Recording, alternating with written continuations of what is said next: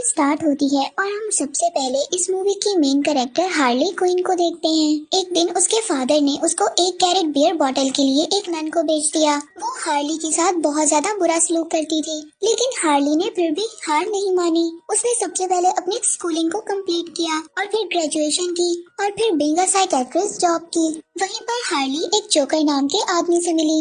वो जोकर अब उसका बहुत ही अच्छा फ्रेंड बन गया था। हार्ली अब जोकर की हर बात को मानती थी। वो जोकर उसको एक केमिकल में कूदने को कहता है, जिसकी वजह से हार्ली के माइंड पर बहुत बुरा असर पड़ता है। और साथ ही हमें दिखाया जाता है ब्लैक मास्क, जो कि इस सिटी का सुपर विलन है और वो अपने आप को इस सिटी का टॉप माफिया बनाने के लिए बहुत ही बुरे लोगों से कांटेक्ट रखता है, ताकि वो इस सिटी में बहुत ज्यादा बुरे काम कर सके और लोगों को परेशान कर सके। और इसका एक शौक भी होता है मास्क को कलेक्ट करना। और यहाँ पर हम थर्ड मेन कैरेक्टर हेलिना को देखते हैं, जो कि एक बहुत ही रिच फैमिली से बिलोंग करती थी। उसकी फैमिली को कुछ लोगों ने पैसे के लिए मार दिया था, लेकिन वो उस वक्त बच गई थी और उसको उन्हीं लोगों में से एक आदमी अपने साथ ले जाता है। और वहीं पर उस आदमी के भाई और बहन उसको अच्छे से ट्रेनिंग देते हैं, ताकि वो बुरे लोगों का मुकाबला कर सके। और इसके बाद मूवी स्टार्ट होती है और हम हार्ली क्विन को देखते हैं, जिसको जोकर ने छोड़ दिया था और अब वो बहुत ज्यादा परेशान थी। और अब उसने साथ ही एक पेट को रखने का भी फैसला किया था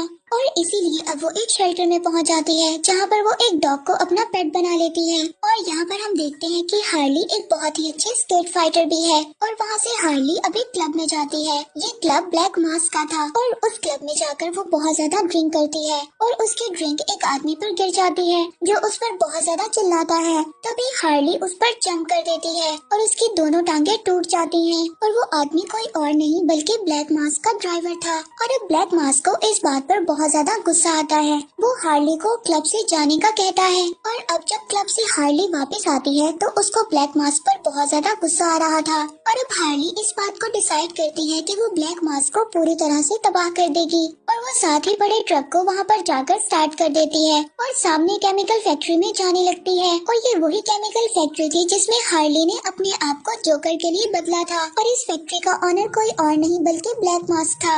और अब हार्ली उस ट्रक से बाहर जंप कर लेती है और वो ट्रक सीधा केमिकल फैक्ट्री में चला जाता है, जिससे बहुत ही बड़ा ब्लास्ट हो जाता है और वो फैक्ट्री पूरी तरह से डिस्ट्रॉय हो जाती है। इसके बाद हार्ली वहाँ से चली जाती है और हार्ली जब सुबह उठती है तो उसे बहुत ज्यादा भूख लग रही थी। वो एक रेस्टोरेंट में जाती है, वहाँ पर एक सैंडविच ऑर्डर करती है और अब वो उस सैंडविच को लेकर बाहर जा ही रही थी, तभी उसके पीछे एक पुलिस ऑफिसर पड़ जाती है, जिसका नाम होता है रैनी मोंटेना।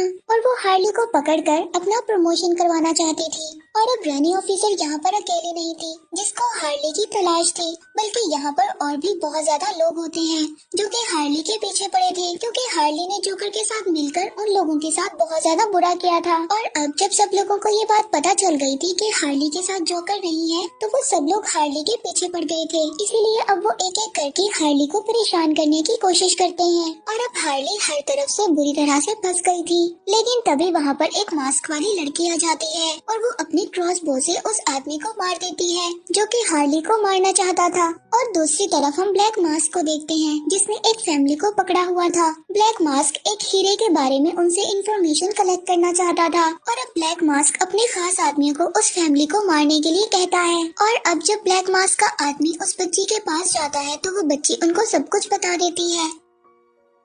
वो ब्लैक मास्क को ये इन्फॉर्मेशन देती है कि थोड़े ही दिन में कंसाइनमेंट आने वाला है और उसी में वो हीरा मौजूद है और उस डायमंड के अंदर वो सब कोड्स लिखे हैं जो कि उनके बैंक अकाउंट्स के नंबर हैं। और अभी यहाँ पर उसी फैमिली की बात कर रहे हैं जो हमने मूवी के स्टार्ट में देखी। और अब सारी इन्फॉर्मेशन लेने के बाद ब्लैक मास्क उस बच्ची को भी मरवा देता है। और अब ब्लैक मास्क को एक ड्राइवर की जरूरत थी, क्योंकि हार्ली क्विन ने उसके ड्राइवर की टांगों को तोड़ दिया था। इसीलिए अब वो एक लड़की ब्लैक कैनरी को अपना ड्राइवर अपॉइंट करता है और अब वो अपने आदमी और ब्लैक कैनरी को ये ऑर्डर देता है कि आज रात एक कंसाइनमेंट आने वाला है और उसमें एक डायमंड होगा और उस डायमंड के अंदर बहुत ज्यादा कोड्स लिखे हैं। अगर तुमने उस डायमंड को मुझ तक पहुंचा दिया तो मैं तुम्हें बहुत ज्यादा पैसे दूंगा और इस काम में बिल्कुल भी मिस्टेक नहीं होनी चाहिए। तुम सीधा जाओ और उस डायमंड को मेरे पास ले आओ। इसके बाद वो दोनों डायमंड लेने चले जाते हैं और अब जब वो दोनों उस डायमंड को लेकर वापस आ रहे थे, तभी उनके पीछे एक कैसेंड्रा नाम की बच्ची पड़ जाती है और वो चुपके से ब्लैक मास्क के आदमी से वो उस डायमंड को चुरा लेती है। और इसके बाद वहाँ पर पुलिस भी आ जाती है, जिसको ये सारी इन्फॉर्मेशन थी कि कैसेंड्रा नाम की एक छोटी बच्ची वहाँ पर चोरियाँ करती है और वो वहाँ पर लोगों के पर्स, चेन और रिंग्स को चुरा रही है। इसीलिए अब पुलिस वहाँ पर पहुँचकर कैसेंड्रा को पकड़ लेती है और उसे अपने साथ ले जाती है। इसके बाद सीन शिफ्ट होता है और हमें दिखाया जाता है कि हार्ली क्विन को ब्लैक मास्क के लोगों ने पकड़ लिया है और यहीं पर ब्लैक मास्क हार्ली क्विन को मारने की धमकी देता है और कहता है कि जोकर के साथ अब तुम्हारा कोई भी कांटेक्ट नहीं है। ये बात पूरी सिटी को पता चल चुकी है और तुमने मेरा काफी ज्यादा नुकसान किया है। और तभी हार्ली ब्लैक मास्क को कहती है कि तुम एक डायमंड को चुराना चाहते थे, जो कि एक छोटी बच्ची ने चुरा लिया है। और ब्लैक मास्क हार्ली को कहता है कि अगर उस डायमंड को तुमने मुझ तक ला कर दिया तो मैं तुम्हें छोड़ दूंगा और मेरे लोग कभी तुम्हें फ्यूचर में तंग नहीं करेंगे। और ब्लैक मास्क उसको कहता है कि अगर तुम अपने काम में सक्सेसफुल ना हुई तो मेरे आदमी तुम्हें मार देंगे। और इसके बाद सीन शिफ्ट होता है। नेक्स्ट सीन में हम हार्ली को सेल में देखते हैं, जहाँ पर कैसेंड्रा को रखा गया था और वहाँ पर वो अपनी शॉटगन के साथ सबको मारने लगती है। और यहाँ पर हार्ली के गन में काफी ज्यादा अंडे और कलर्स थे और अब जो भी हार्ली को मारने आता था वो उसे अपनी गन से वहाँ पर डरा देती थी। और अब हार्ली सभी पुलिस ऑफिसर्स का सामना करने के बाद कैसेंड्रा के सेल तक पहुँच जाती है और वहाँ पर पहुँचकर उसको पता चलता है कि ये सब लोग हैं। और तभी हार्ली उनके सिस्टम को गलत ऑपरेट कर देती है और यहाँ पर कैसेंड्रा के सेल के साथ साथ बाकी कैदियों के भी सेल खुल जाते हैं और वो सभी आजाद हो जाते हैं। और अब वो सब कैदी भी हार्ली को मारना चाहते थे, क्योंकि हार्ली ने जोकर के साथ मिलकर उन लोगों का भी बहुत ज्यादा नुकसान किया था।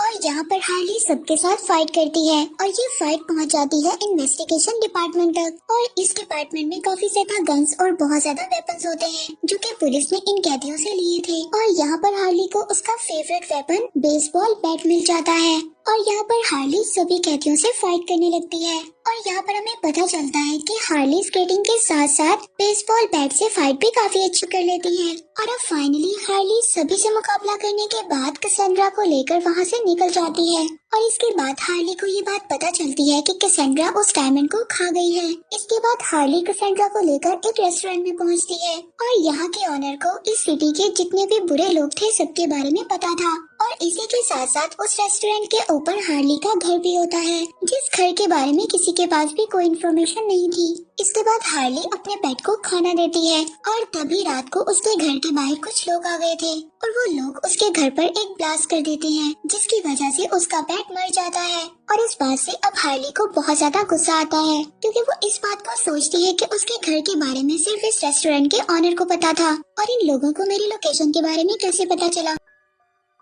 अब हार्ली नीचे आकर उस रेस्टोरेंट के ऑनर से पूछती है कि आपने उन लोगों को मेरे लोकेशन के बारे में क्यों बताया। तभी रेस्टोरेंट का ऑनर कहता है कि ये एक बिजनेस है, मुझे उन लोगों ने बहुत ज्यादा पैसे दिए थे और मैं इससे अच्छा रेस्टोरेंट ओपन करने जा रहा हूँ। इस वजह से मैंने तुम्हारी लोकेशन के बारे में उन लोगों को बता दिया, इसीलिए मुझे ऐसा करना पड़ा।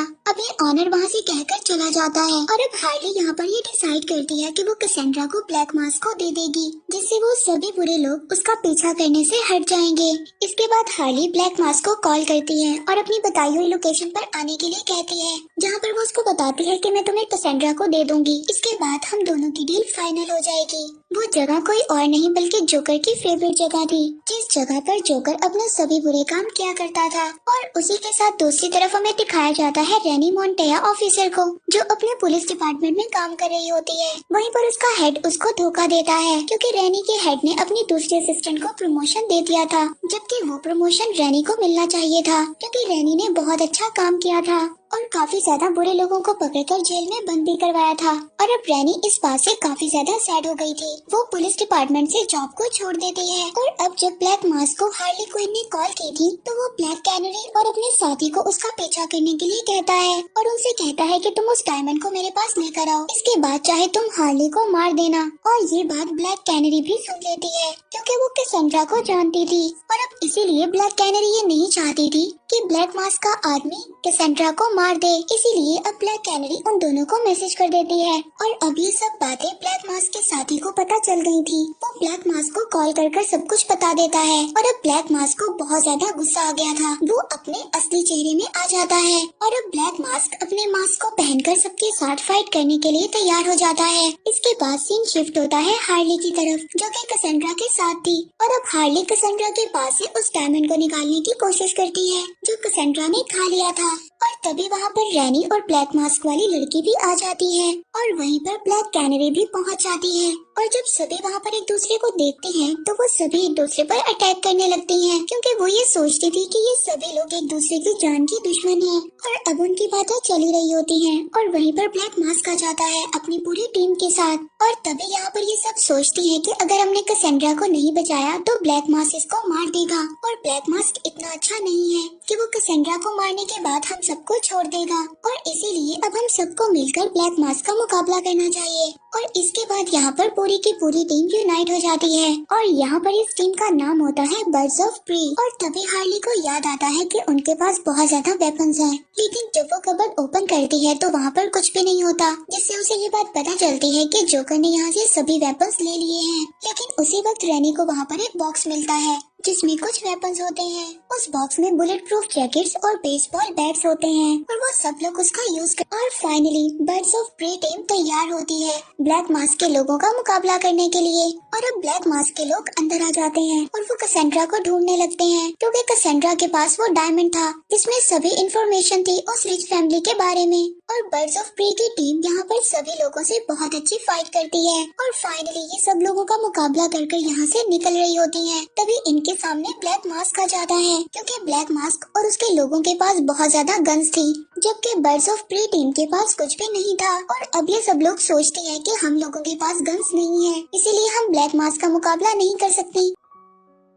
तभी इनकी नजर ब्लैक कैनरी पर पड़ती है, क्योंकि ब्लैक कैनरी के पास एक सुपर वॉइस और सोनिक पावर थी, जिसकी आवाज की वजह से सब लोग वहाँ पर से हट जाते हैं और दूर चले जाते हैं। लेकिन तभी ब्लैक मास्क कैसेंड्रा को लेकर अपनी कार में बिठाकर वहाँ से चला जाता है और यहाँ पर हार्ली अपने स्केट्स के साथ उनकी कार का पीछा करने लगती है, लेकिन उसकी स्केटिंग की स्पीड इतनी ज्यादा तेज नहीं थी कि वो उनकी कार का पीछा कर सकती। तभी वहाँ पर वो मास्क वाली लड़की आ जाती है और अब हार्ली उनकी कार का पीछा करती है और अब हार्ली अपने माइंड का यूज करते हुए उस कार के ऊपर चढ़ जाती है और उस कार को रोक लेती है, जिसकी वजह से वो कार वहीं पर रुक जाती है। और यहाँ पर ब्लैक मास्क भी काफी ज्यादा क्लेवर था, वो वहाँ पर रुककर फाउंडर पिलर के पीछे जाकर छुप जाता है। वहाँ पर काफी ज्यादा अंधेरा और बहुत ज्यादा फोग थी, जिसकी वजह से हार्ली को ब्लैक मास्क नजर नहीं आता और वहाँ पर बहुत ज्यादा स्टैचू थे, लेकिन ब्लैक मास्क के पास कैसेंड्रा भी थी। और वहीं पर वो हार्ली से कहता है कि अगर वो उसके पास आई तो वो कैसेंड्रा को मार देगा, लेकिन हार्ली भी काफी ज्यादा क्लेवर थी, वो उसके पास जाती है और अपनी गन से उसको शूट करने की कोशिश करती है, लेकिन उसका निशाना ब्लैक मास्क पर नहीं लगता और उसकी गन में अब सिर्फ एक ही बुलेट थी।